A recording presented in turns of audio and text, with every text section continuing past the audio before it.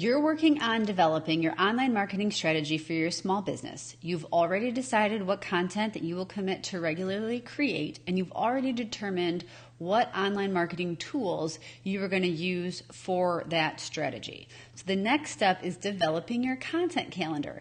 And this step is a pretty big step, so I'm actually going to break this into two videos. So the first part is really just kind of getting together everything that you're going to need to develop that calendar.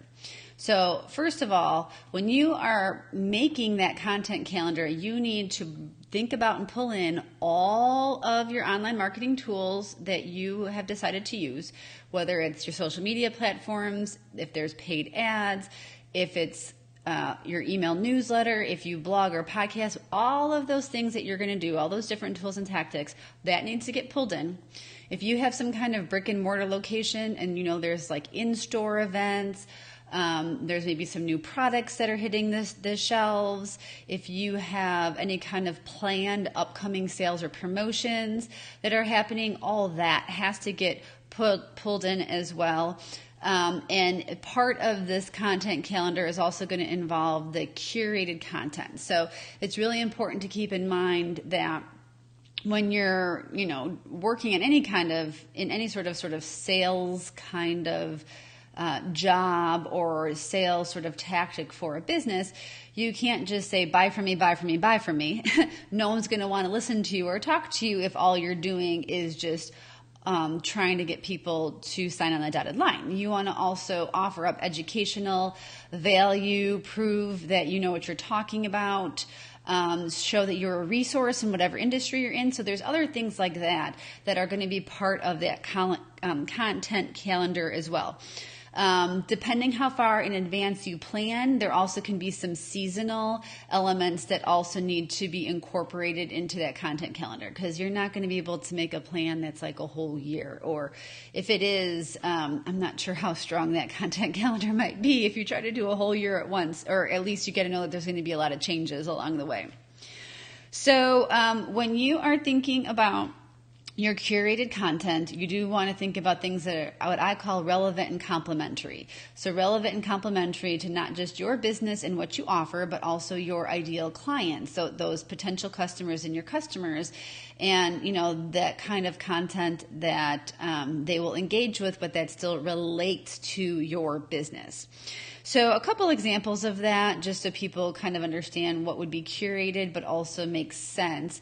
If you had some kind of destination spa that you ran, for example, you might come across a video that was produced by somebody else that talks about like the benefits of having, a girls' weekend with your friends. So that is relevant and complementary to your spa, because you want people to come in from out of your area, maybe even out of state, to fly to spend a long weekend at your facility.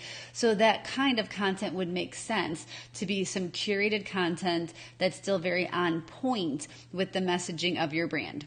Another example would be, say you're a pediatric dentist and you find an article from the American Dental Association, and it talks about like 3 ways to encourage kids to have good brushing techniques. That would be an example of curated content.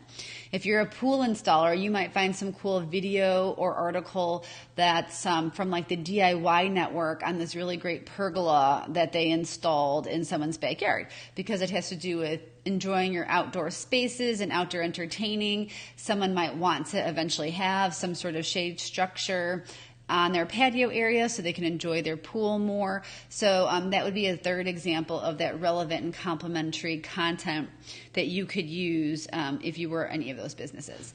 So when you're really planning your content, after you pull in all the tactics you're using and you figure out what's going on in your store, promotions, seasonal, you understand that there has to be a mix of the curated content versus the content that's about your business or made by you. That's when you have to kind of think of like the main buckets of content, kind of like if there's all the things that you could have posted about, how would you categorize them?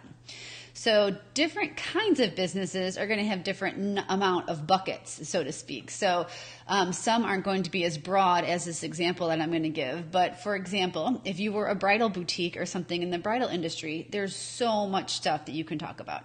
Obviously, you could share about the gowns and the designers.